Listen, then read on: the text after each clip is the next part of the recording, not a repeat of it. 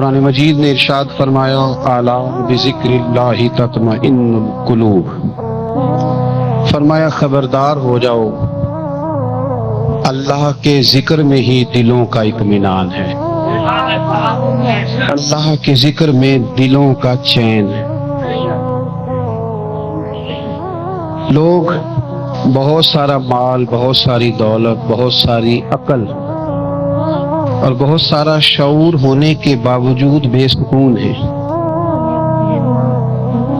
جس چیز نے زمانے کو تکلیف میں مبتلا کر دیا ہے اور جو چیز ڈھونڈنے سے نہیں ملتی وہ اطمینان ہے، وہ قرار ہے۔ لوگ بھیک مانگتے ہیں، منت کرتے ہیں، دہائی دیتے ہیں کہ کہیں سے سکون کی دولت مل جائے، لیکن وہ میسر نہیں آ رہی۔ بڑے بڑے لوگ ہیں، اور میں عرض کر چکا ہوں کہ مالدار بھی ہیں اور عقل مند بھی ہیں، باشعور ہیں، پڑھے لکھے ہیں، پر قلبی سکون، راحت، اطمینان، چین انہیں میسر نہیں آ رہا۔ راتیں جاگ کر گزر جاتی ہیں، دن آزمائش میں بیت جاتا ہے۔ وہ کبھی اس کے لیے ٹھنڈے علاقوں کا سفر کرتے ہیں، کبھی دوستوں کی مجلسوں میں جا کر کے بیٹھتے ہیں، کبھی گھر سے دور اکیلے میں تنہائی میں وقت گزارنے کی کوشش کرتے ہیں، لیکن دولت سکون ناپید ہوتی ہے، میسر نہیں آتی۔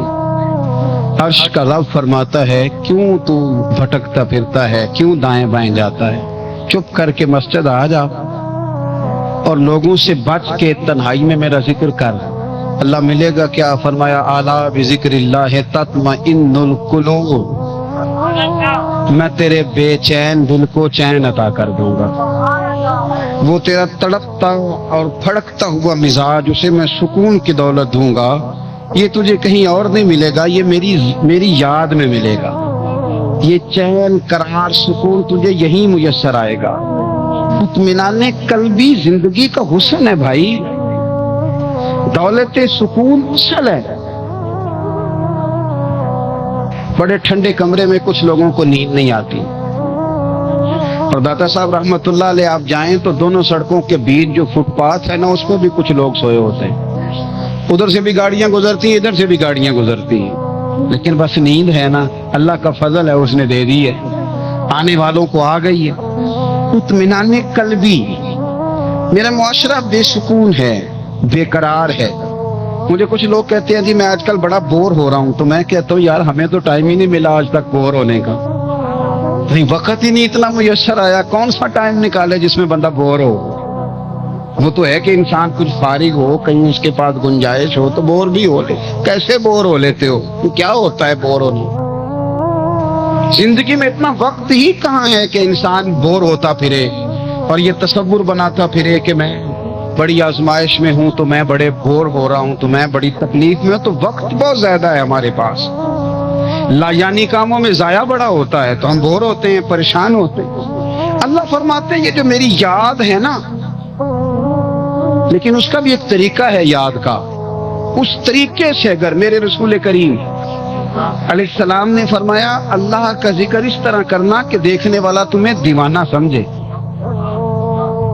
لوگ سمجھیں کہ کوئی مجنون ہے، کوئی جنونی ہے، کوئی پاگل ہے۔ یا اللہ تعالیٰ معاف کرے، آپ ذکر کی مجلس چھیڑیں، آپ ناز شریف کی مجلس چھیڑیں تو بہت سارے لوگ پروفیسر بن جاتے ہیں، وہ ساری نہیں ہلاتے، ان کی زبان ہی حرکت میں نہیں آتی۔ حالانکہ رب کریم کا ذکر اس طرح کرو کہ دیکھنے والا تمہیں دیوانہ سمجھے، کہیں اور کھونے کی ضرورت ہی نہیں۔ میرے حبیب گویا ہمیں فرماتے ہیں تو رب کے ذکر میں اس طرح کھو جا کہ تجھے دنیا کا خیال ہی نہ رہے، تجھے پھر دنیا کی ہوش نہ رہے۔ لیکن اگر نماز میں بھی خیال غیر آئے، ذکر میں بھی توجہ کہیں اور ہو، زندگی میں وہ عجیب لمحہ تھا، وہ میرے ساتھ تھا اور میں تنہا تھا۔ اگر ماحول یہ ہو کہ آپ کہیں جسم کے ساتھ تو موجود ہوں، روح موجود نہ ہو، تو پھر لذت ذکر بھی میسر نہیں آتی، پھر کیف نہیں حاصل ہوتا۔ یاد رکھیں کہ اس طرح کے رب کی یاد کہاں سے کیف آئے؟ الجھ ہی بڑا گئے ہیں، وہ مستی، وہ سرور، وہ کیف جو اللہ کے ذکر میں ہوتا تھا، جو کبھی مرشد کامل کے سامنے بیٹھ کر لوگ اللہ اللہ کرتے تھے تو لگتا یہ تھا کہ یہ یہاں ہے ہی نہیں، یہ تو کہیں اور چلے گئے ہیں، یہاں موجود ہی نہیں۔ لیکن اب وہ موج نہیں، وہ شوق نہیں، وہ درد نہیں، وہ ذیل نہیں۔ اقبال تڑپ کے کہا کرتے تھے خیرت کی گتھیاں سلجھا چکا ہوں، یا رب مجھے صاحب جنوں کر دے، اللہ مہربانی فرما، وہ کیفیت دے، وہ سرور دے۔ زندگی میں اگر اطمینان چاہتے ہو تو کبھی کبھی سب کچھ بھول کے نا تو مست ہو جایا کرو رب کی یاد میں۔ کبھی کبھی چھوڑ دیں دنیا، چھوڑے یار موبائل، کسی وقت کرے اس کو بند، چھوڑے اس بات کا خیال کہ فلانے نے سلوٹ کیا ہے کہ نہیں کی، چھوڑے۔ حضرت باجدید بسطامی رحمت اللہ تعالی علیہ فرماتے میں نے اعتکاف کبھی اپنی مسجد میں نہیں کیا، یہ کہ سارے ہی ہاتھ چومنے والے، سارے ہی پیار کرنے والے۔ فرماتے میں جب اعتکاف کرتا تھا تو میں بستان سے دور نکل جاتا تھا جہاں کوئی مجھے جاننے والا نہ ہو۔ اٹھ بلیا چلو تھے بسیے جتھے بس دینی سارے ینے، نہ کوئی ساڈی ذات پچھانے تے نہ کوئی سانو منے، چل ادھر چلے۔ اٹھ بلیا چلو تھے بسیے جتھے بس دینی سارے ہی، نہ کوئی ساڈی ذات پچھانے تے نہ کوئی سانو۔ اتنا شوق ہے سلوٹ کرانے کا، اتنا شوق ہے تعارف کرانے کا، اتنا شوق ہے اپنا بتانے کا، تو یہ چیز غلبہ کر جاتی ہے، پھر نام رہ جاتا ہے، روح نہیں رہتی، پھر وجود رہ جاتا ہے، پھر باطن کی کیفیت نہیں رہتی۔ خدا را اپنے آپ کو بے چین نہ کرو، بے قرار نہ کرو، بے سکون نہ کرو، رب کی یاد میں آ جاؤ، درود و سلام میں آ جاؤ، نعت کے حسن میں آؤ، تلاوت کی دنیا میں آؤ، سجدوں کے نور میں آؤ، آؤ کبھی کھول کے دل مسجد کی صفائیاں کرے، آؤ نہ کبھی کوئی بوڑھا، دادی، نانی، دادا ان کے پاس بیٹھ کے پیر دبا کے اللہ کو راضی کرے۔ یہ کیف والی جگہ ہیں، یہ سرور والی جگہ۔ اتنی بے چین ہماری زندگی ہے، بے قرار ہے، تڑپتے ہوئے لوگ، لڑتے ہوئے لوگ، ایسے لگتا ہے ابھی ایک دوسرے کا گریبان تھام لیں گے، بے قرار، بے چین۔ کسی کو انتظار کا کہا جانا کہ 10-20 منٹ کسی کا انتظار کرو، تو بعض لوگ مجھے ایسے لگتا ہے جیسے ان کا کلیجہ پھٹ جائے گا، ڈاکٹر کے انتظار میں بیٹھے ہیں تو بڑے پریشان ہیں۔ کسی کو ملنے گئے ہیں کو آدھا گھنٹہ بیٹھنا پڑ گیا تو بڑی دقت میں ہے۔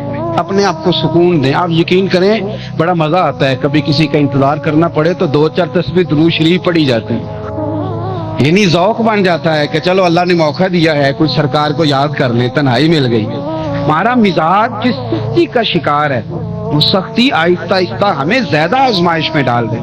تو میرے بھائی زندگی میں اطمینان حسن ہے، اور وہ سب سے زیادہ اللہ کی یاد میں ملتا ہے، وہ سب سے زیادہ رب کریم کے ذکر میں، سب سے زیادہ جو چاہتا ہے نا دل ٹھنڈا رہے، زبان میٹھی رہے، وہ مدینے والے محبوب پہ درود و سلام پڑھا کرے، وہ حضور پہ درود و سلام پڑھا کرے، زبان میٹھی رہے گی۔ میرا ذاتی تجربہ ہے کہ جو آدمی اپنے اخلاق سنوارنا چاہے وہ حضور پہ درود شریف پڑھے، جو اپنے اخلاق سنوارنا چاہے، طبیعت کو ٹھنڈا رکھنا چاہے، وہ درود شریف پڑھے، اس کا دل سکون میں آئے گا۔ کچھ کام اور ہیں زندگی میں اطمینان کے لیے، ان کا ہونا بھی بڑا ضروری ہے۔ سب سے پہلے اگر آپ چاہتے ہیں نا زندگی میں سکون ہو تو حقیقتوں کا سامنا کرنا سیکھیں، آپ جو ہیں وہ رہنا سیکھیں، جو آپ نہیں ہیں وہ بننے کی کوشش نہیں کریں۔ حقیقت کا سامنا کرو گے تو زندگی اطمینان میں آ جائے گی۔ ہم نے نا بہانے بنا لیے ہیں، ہیلے بنا لیے، جھوٹ کے سہارے اپنے آپ کو اونچا کر لیا۔ ایک آدمی سے کہا جاتا ہے تو رشوت نہ لے، تو کہتا ہے میں غریبوں سے نہیں لیتا۔ تو میرا سوال یہ ہے کہ امیروں کا حساب لینے کی اللہ نے تیری ڈیوٹی لگائی ہے، تیرے ذمہ لگایا ہے کہ تو امیروں کا حساب کر، تمہیں کیا ضرورت پڑی؟ ہم نا بہانہ کرتے ہیں، رشوت لینے والے کا الگ بہانہ ہے اور سفارش والے کا الگ بہانہ ہے۔ حقیقت کا سامنا کریں، حقیقت کا، جو میری ذمہ داریاں ہیں وہ میں نے پوری کرنا، جو آپ کی ذمہ داریاں ہیں وہ آپ جان نہ چھڑائیں، حقیقت پسند بنے۔ میرے رسول کریم، پھر پڑھیے درود شریف صلی اللہ تعالی علیہ حضور صلی اللہ علیہ وسلم نے فرمایا کہ میری بیٹی سیدہ فاطمہ الزہرا رضی اللہ تعالی عنہا صرف جنتی نہیں، جنتی عورتوں کی سردار ہے۔ لیکن حضور نے یہ بھی فرمایا کہ فاطمہ یہ خیال رکھنا اگر اللہ نے حساب پوچھا تو حساب تم نے خود دینا ہے۔ اپنی حقیقت کی طرف توجہ کرائی حضور نے، وہ صرف جنتی نہیں، جنتی عورتوں کی سردار ہیں، پر حقیقت کی جانب توجہ۔ میں حقیقت یہ ہے کہ اگر مالک نے حساب پوچھا تو اس کی تیاری بھی کرنی ہے۔ دیکھیں نا، ہمیں کچھ یقین نہیں، اللہ معاف کرے کہ ہمارا حساب کیسا ہوگا، لیکن کتنے آزاد ہیں۔ یعنی بڑی دلیری سے بندے کہتے ہیں فجر نہیں پڑھتا جی، 3 پڑھتا ہوں جی، شاہ رہ جاتی ہے جی، کپڑے صاف، بڑی دلیری سے۔ اور سیدہ فاطمہ الزہرا نے ساری رات مصلی باز رکھا ہے، حالانکہ انہیں یقین تھا کہ رب مجھے بغیر حساب کتاب جنت دے گا۔ حقیقت کا سامنا کریں، جو حقوق آپ کے ہیں وہ آپ نے ادا کرنا ہے، جو ذمہ داریاں ہیں وہ ذمہ داریاں ہیں۔ لیکن نا حضرت موسیٰ کلیم اللہ علیہ السلام کے پاس اسرائیل روح نکالنے آئے تو حضرت موسیٰ نے تھپڑ مارا، آنکھ نکال واپس گئے۔ اللہ انہوں نے تو جلال فرمایا ہے، کہا موسیٰ علیہ السلام سے کہیے بیل کی پشت پر ہاتھ رکھیں، جتنے بال ان کے دست مبارک کے نیچے آئیں گے اتنے 1000 سال ان کی عمر بڑھا دی جائے گی۔ یعنی میرے کان میں کوئی بتا دے کہ جناب 60 سال بڑھ گئی، کیا آپ کے کان میں کوئی کہہ دے تو خوشی ہوتی ہے کہ نہیں؟ لیکن یہ حقیقت پسندی نہیں، اس لیے کہ 60 بھی گزر جائے گی، 70 بھی، یہ حقیقت نہیں۔ حضرت موسیٰ کلیم، چلے میں مثال دیتا ہوں، سمجھ لیں 10 بال، حالانکہ بہت زیادہ آتے ہوں گے، 10 بال اگر حضرت موسیٰ کے ہاتھ کے نیچے آئے تو 10,000 سال تو عمر بڑھ گئی نا۔ 10 یعنی 10 سال نہیں، 10 100 نہیں، 10 بہت زیادہ تھی نا۔ حضرت موسیٰ کلیم اللہ علیہ السلام سے آ کے عرض کیا گیا حضور بیل کی پشت پر ہاتھ رکھیں، جتنے آپ کے ہاتھ کے نیچے بال آئیں گے اتنے 1000 سال عمر بڑھ جائے گی۔ تو حضرت موسیٰ نے حقیقت پسندی والی بات کی، فرمایا پھر کیا ہوگا؟ 10,000 سال کے بعد پھر کیا ہوگا؟ کہ حضور جانا تو پھر بھی ہے، فرمایا پھر ابھی چلتے ہیں۔ اگر جانا ہے نا، جانا ہے تو پھر، اگر جانا ہے تو پھر ابھی، اور سجدوں اگر نماز پڑھنی ہے تو ابھی کیوں نہیں؟ اگر داڑھی رکھنی ہے تو پھر رمضان کا انتظار کیوں کریں، ابھی کیوں نہیں؟ اگر سچ بولنا ہے تو پھر، اگر رزق حلال کھانا ہے تو پھر انتظار کا ہے۔ حقیقت ہوتی ہے، بہانہ ہوتا ہے، حقیقت چھپ نہیں سکتی بناوٹ کے اصولوں سے، کیونکہ خوشبو آ نہیں سکتی کبھی کاغذ کے پھولوں میں۔ یہ بات یاد رکھیں، اگر جانا ہے تو حضرت کلیم فرمانے لگے پھر 10,000 سال کے بعد بھی جانا ہے تو آج بھی ہمیں بے قراری زندگی میں اس لیے کہ ہم حقیقت پسند نہیں، ہم بہانوں میں، ہم ہواؤں میں جیتے ہیں، ہواؤں میں، خیالات میں زندگی گزارتے ہیں۔ بڑا ٹائم پڑا ہے، مثلاً کتنا میرے رسول کریم صلی اللہ تعالی علیہ وآلہ وسلم نے ایک دن صحابہ سے فرمایا تمہیں حیا نہیں آتی؟ حضور کیا ہوا؟ فرمایا وہ والے مکان بناتے ہو جن میں تم رہ نہیں سکتے، وہ والا مال جمع کرتے ہو جو کھا نہیں سکتے، حیا نہیں آتی؟ عرض کی حضور حکم کریں تو محبوب فرمانے لگے جوتے کا ایک تسمہ بند کرتا ہوں تو سوچتا ہوں دوسرا بند کرنے سے پہلے موت آ جائے گی، ایک سانس اندر جاتی ہے تو دوسرا آنے سے پہلے میں یاد کرتا ہوں کہ مجھے دنیا سے جانا ہے۔ تمہیں یاد نہیں آتی وہ مکان بناتے ہو جن میں رہ ہی نہیں سکتے، وہ مال جمع کرتے ہو جو کھا، حقیقت پسند نہیں بھائی۔ ہم بہت سارے لوگ ہیں بڑی باتیں سناتے ہیں، بڑی، میں کہتا ہوں اصل میں نا زیادہ باتیں سنا کے نا بیچارہ اپنے آپ کو مطمئن کرنا چاہتا ہے، اصل بات یہ ہے کہ اندر سے نا ہلا ہوا ہے، کچھ بھی نہیں، بڑا زیادہ ہنستا ہے اور مجھے لگتا ہے کہ کوئی گہرا زخم چھپا رہا۔ اس لیے ملمہ سازی، حقیقت پسند بنو، حقیقت پسند۔ یاد رکھنا من ترک صلاۃ متعمدا فقد کفر، میرے رسول نے حقیقت بیان کی، فرمایا جس نے ایک نماز بھی جان بوجھ کے چھوڑی اس نے رب کے رب ہونے کا انکار کیا، اس نے کفران نعمت کیا۔ یہ حقیقت ہے، کوئی کلیریفیکیشن نہیں، کوئی وضاحت نہیں۔ جو نماز نہیں پڑھتا جھوٹ بولتا ہے، غلط بیانی کرتا ہے۔ جو شخص رزق حرام کما کے کہتا ہے کہ اس کے بغیر گزارا نہیں چلتا، وہ جھوٹ بولتا ہے، اس لیے کہ رب فرماتا جب تجھے پیدا کیا تو تیرا رزق میرے ذمہ ہے۔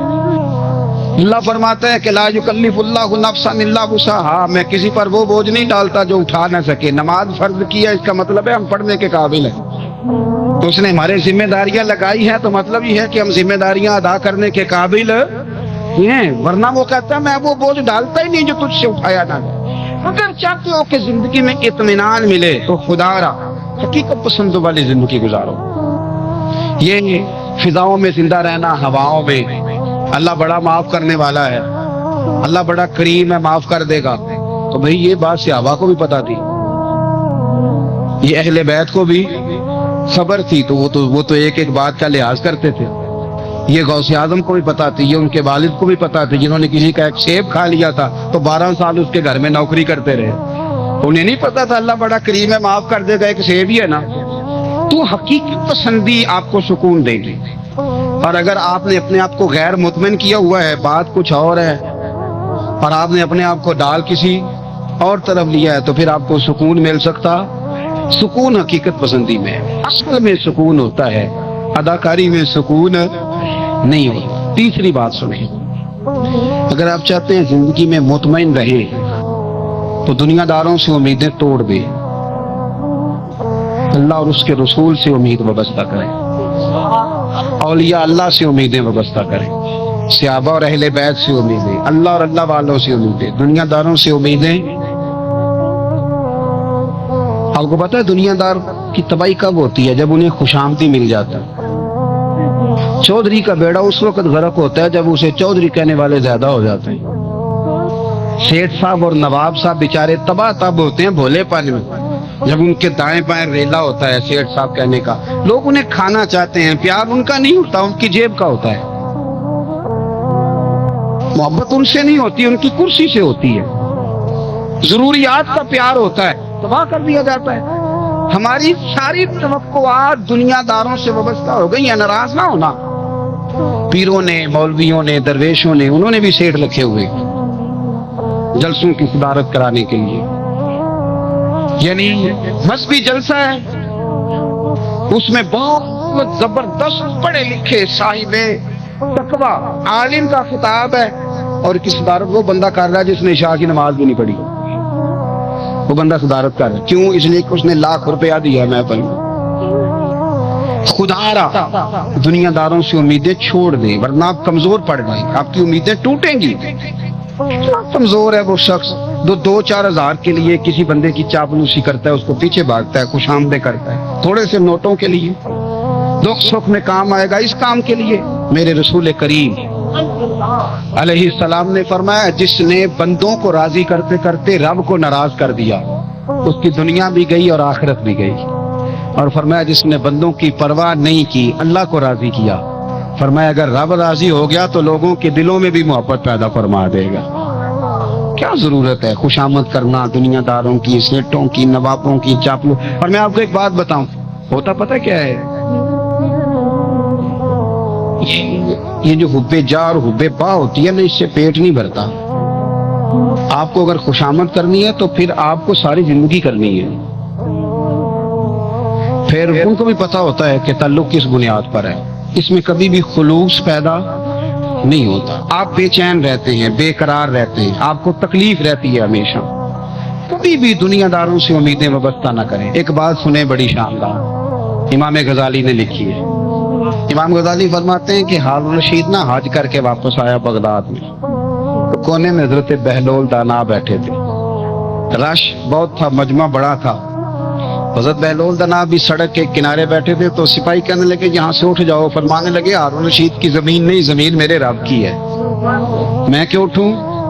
وہ قریب سے گزرا تو سلام لی، تو آپ نے اس کا پروٹوکول دیکھا تو فرمانے لگے ہارون رشید تجھ سے تگڑے تگڑے موٹے موٹے پروٹوکول میں نے لوگوں کے دیکھے ہیں، اور یہ جو تیرے دائیں بائیں آج تیرے نعرے لگا رہے ہیں، یہ پہلے ان لوگوں کے نعرے لگایا کرتے، اور تھوڑا وقت گزرنے دے، جو تیرے بعد آئے گا نا، یہ سارے پھر ان کے نعرے بھی لگائیں گے۔ تو جھوٹ کی دنیا میں زندہ ہے، ان سے تو نے امیدیں وابستہ کی ہیں، یہ کل اس کے نعرے لگائیں گے۔ اس کے دل پہ بڑا اثر ہوا، گھوڑے سے اتر آیا، آگے کہنے لگا حضور آپ نے مجھے بڑی اچھی نصیحت کی ہے، میرا دل بڑا ٹھنڈا ہوا ہے، میں نے سنا ہے آپ مقروض ہیں، کچھ لوگوں کا قرض، تو مجھے کوئی حکم ہی کر دیں۔ آپ ہنسنے لگے، فرمانے لگے یار تو بڑا ہی بیوقوف ہے، بڑا ہی بیوقوف ہے، میں تجھے نصیحت کر رہا ہوں، تو مجھے الجھا رہا ہے۔ हुजूर कोई हुक्म कर दें। क्या खूबसूरत अंदाज है रब करीम के बंदों का। हजरत बहलोल दाना फरमाने लगे तेरा रब कौन है? कहा अल्लाह। तो फरमाया मेरा कौन है? कहा अल्लाह। फरमाने लगे ये तो नहीं ना हो सकता कि अल्लाह हारून रशीद को देता रहे और बहलोल दाना को भूल ही जाए। ये तो नहीं ना हो सकता कि हारून रशीद को देता रहे और बहलोल दाना को भूल जाए। फरमाया उसका दिल, उसका इरादा हुआ, इरादा कुदरत हुआ कि बहलोल मकरूज रहना चाहिए। तो अगर रब मुझे रखना चाहता है दुख कबूल मोहम्मद बख्शा, राजी रहन प्यारे। अगर वो चाहता है मैं मकरूज रहूं तो मैं भी चाहता हूं कि मैं मकरूज ही रहूं। ये तो नहीं हो सकता कि तुझे दे और मुझे ना दे। फरमाया मेरी तुझसे कोई उम्मीद नहीं, मुझे जब भी देगा मेरा रब भी देगा, और वो देगा तो फिर इंशाल्लाह खजाने खोल के देगा। दुनियादारों से उम्मीदें वाबस्ता करना, लोगों के पीछे ये छोड़ दें। आप बेचैन रहे, बेकरार रहे, अल्लाह वालों से जरूर उम्मीदें वाबस्ता करें, इसलिए कि उनके पास जो कुछ होता है वो दरअसल रब का ही होता है। लेकिन सेठों से, नवाबों से, सियासतदानों से बाज आ जाए, हमारी बड़ी उम्मीदें वाबस्ता है। मैं अक्सर कहता हूँ जितने फेरे नौकरी के लिए दुनियादार के दरवाजे पे लगाए हैं ना, इससे कम दफा मस्जिद में नफल पड़े होते तो रब उतनी बड़ी मेहरबानी फरमा दे। तीसरी बात ये याद रखें, अगर सुकून लेना चाहते हैं ना, अगर सुकून लेना चाहते हो ना तो लोगों को डिस्कस करना बंद कर दो। किसको अल्लाह ने कितने पैसे दिए हैं वो जाने और अल्लाह जाने, किसको अल्लाह ने कितनी गाड़ियां दी हैं वो जाने, और लोगों को डिस्कस करना जी। यानी मैं एक जगह बैठा था तो एक साहब गाड़ी वाला गुजरा, गाड़ी में बैठ के, उसका पड़ोसी था, कहते मुंह है कार वाला। मैं क्या ਉਹਦਾ ਤੇ ਹੈ ਤਾਂ ਹੀ ਬੈਠਾ ਹੈ। ਤੇ ਹੁਣ ਮੈਂ ਕਿਹਾ ਉਹ ਸਮਝਾਣਾ ਸੀ ਨਾ ਉਹਨੂੰ, ਮੈਂ ਕਿਹਾ ਤੂੰ ਤੇ ਮੈਂ ਹਿਸਾਬ ਲਾਈਏ ਵੀ ਸਾਡੇ ਕੋਲ ਕੋਈ ਨਹੀਂ, ਉਹਦਾ ਤੇ है। लेकिन ना अल्लाह ने उसे दी है ना, तो अल्लाह ने चाहा ना वो कार में बैठे, तो इसने फटे पे बैठ के ये तबसरा किया कि मुंह है कार वाला। मैं क्या भी ਉਹਦਾ ਤੇ है ਤਾਂ कार है थे।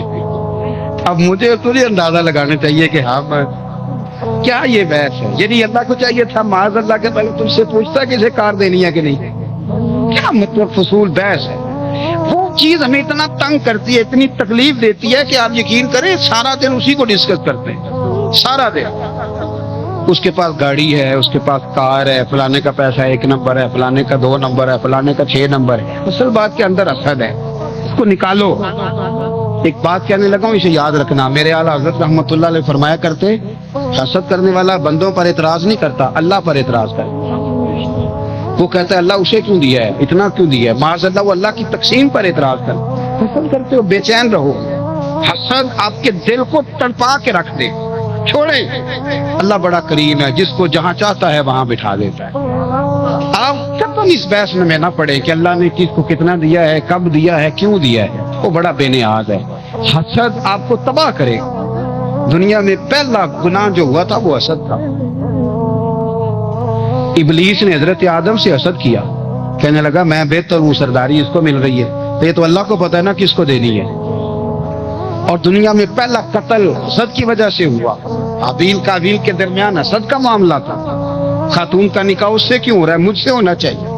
हसद तबाही करता। आप यकीन करें, यानी दुकानदार के सामने दूसरी दुकान पर क्यों परेशान हो जाता है।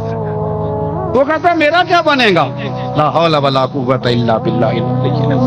यानी तेरा क्या ख्याल है कि तेरे हिस्से की रोटी वो खा जाएगा, इतना छोटा दे। तेरा मौका ये है कि तेरे हिस्से का नसीब उस तक चला जाएगा, ये तेरी ख्वाहिश है। एक दूसरे की कमजोरियां बयान करना, उसका तो माल ही नाकस है जी, उसके तो पास ही कुछ नहीं। ये तो कमजोर लोगों का तरीका है। मेरे रसूल करीम अलैहिस्सलातु सलाम गुजर रहे थे, पतझड़ का मौसम था, खिजा का मौसम था, दरख्तों के पत्ते झड़ रहे थे। सहाबा को साथ लेके हुजूर गुजरे और एक दरख्त की टहनी को पकड़ के हुजूर ने हिलाया। सहाबा फरमाते हैं कि छम छम उसके पत्ते गिरे, जमीन पर ढेर लग गया। हुजूर ने फरमाया देखा तुमने क्या हुआ। हुजूर हाँ। फरमाया कितनी तेजी से पत्ते झड़े हैं, सिर्फ तना रह गया है और खाली टहनियां रह गई हैं, कोई हुस्न बचा है। हुजूर नहीं। नबी करीम फरमाने लगे जो हसद करता है ना उसकी नेकियां भी इसी तरह झड़ जाती हैं। اسی طرح اور ایک جگہ حضور فرمانے لگے جس طرح راکھ لکڑی کو آگ کھا جاتی ہے، جس طرح لکڑی کو آگ، جب آگ کھا جائے تو پھر لکڑی کو لکڑی نہیں کہا جاتا، راکھ کہا جاتا ہے، کوئلہ کہا جاتا ہے، اس کی اصل باقی یعنی اسے کھائی جاتی ہے۔ تو حضور علیہ الصلوۃ والسلام فرمانے لگے جس طرح آگ لکڑی کو کھا جاتی ہے، اور میں اسی طرح حسد نیکیوں کو کھا جاتا ہے، نیکیاں رہتی نہیں۔ حسد کرنے والے کے پاس نیکیاں یعنی ان کی اصل شکل موجود، کبھی بھی حسد نہیں کرے۔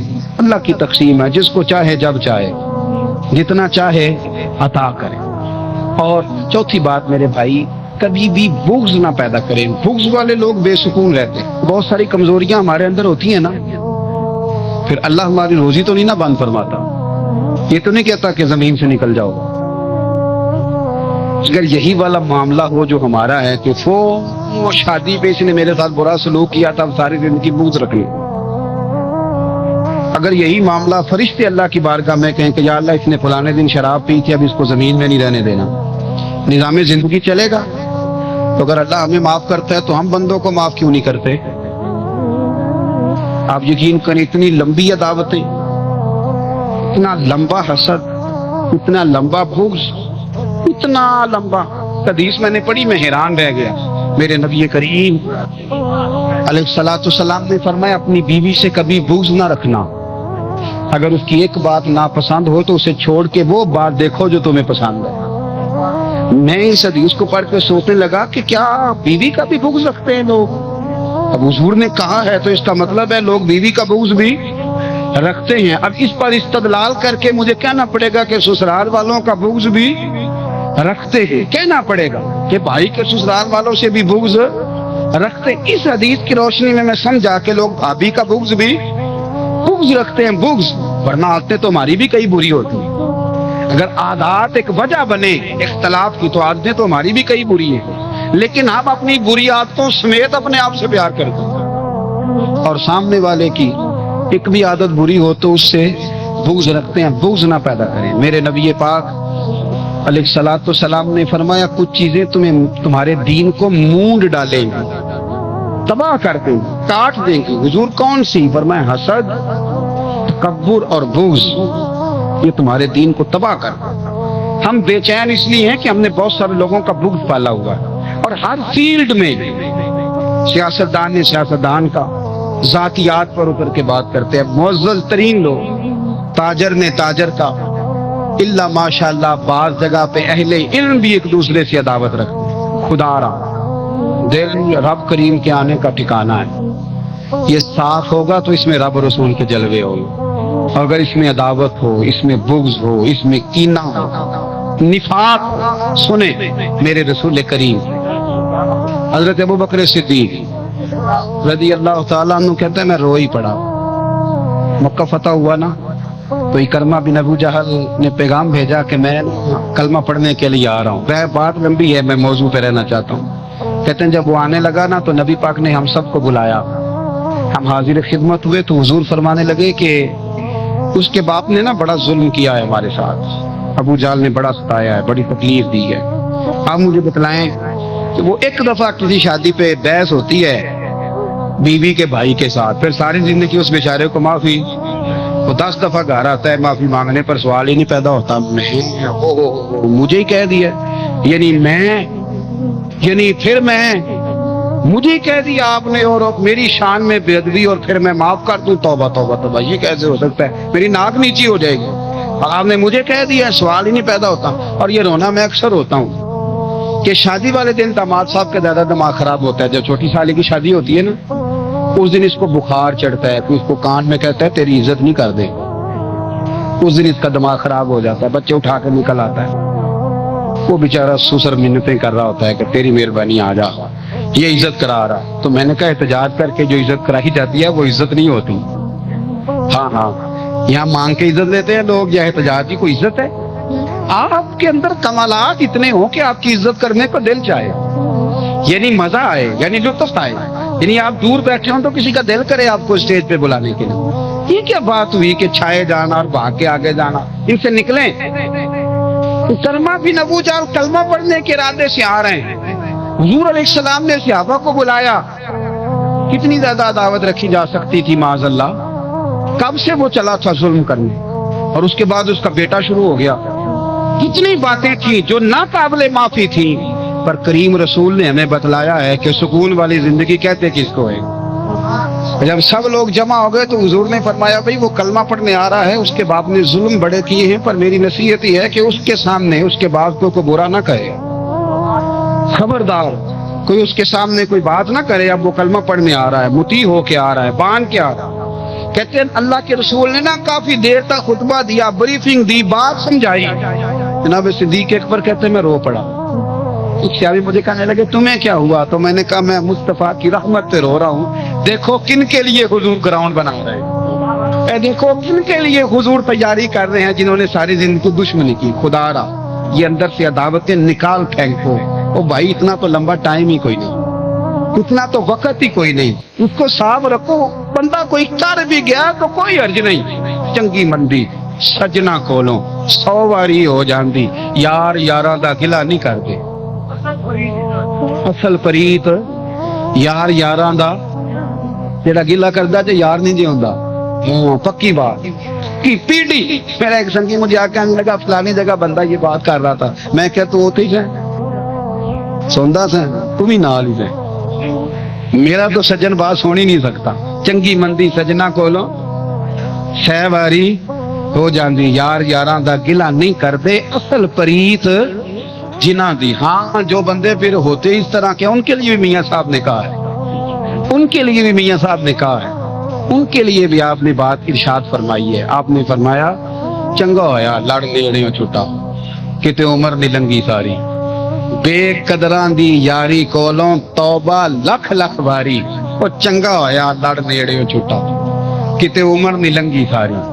جو اس طرح کا تھا نا شکوے کرنے والا, بغض رکھنے والا, فرمایا بے قدراں دی یاری کولوں توبہ, یعنی لاکھ تے لاکھ کنے ہو گئے, یعنی 2 لاکھ واری توبہ کی تھی انہوں نے, گنی نہیں جا سکتی جتنی میاں صاحب نے توبہ کر دی. بے قدرے دوست بے قدراں دی یاری کولوں توبہ لکھ لکھ واری. چنگا ہویا لڑ نیڑیوں چھٹا, کتے عمر نہیں لنگی ساری.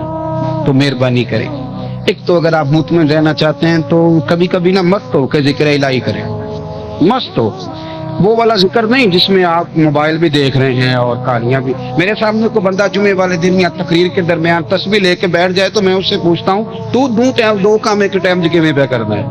میری بھی بات سن رہے ہو, تسبیح پڑھی تو ممکن ہی نہیں. تسبیح تو تسبیح ہے, جب وہ ہوگی تو پھر کوئی اور کام سوال ہی نہیں پیدا. ایک تو ذکر کرے محو ہو, دوسری بات حقیقت کا سامنا کریں. آپ اگر مطمئن رہنا چاہتی ہیں تو حقیقت پسند بنے. تیسری بات حسد چھوڑ دیں, دوسروں کو ڈسکس کرنا چھوڑ دیں. آپ یہ دیکھیں کہ اللہ نے مجھے کیا کچھ دیا, اس پہ راضی رہیں. اور چوتھی بات عداوت چھوڑ دیں, سینے میں کینہ چھوڑ دیں. آپ کی زندگی مطمئن ہو جائے گی, آپ خوشحال رہیں گے. وہ جو آپ لفظ کہتے ہیں نا کہ میں بور ہوں, میں پریشان ہوں, اس سے آپ نکل آئیں گے.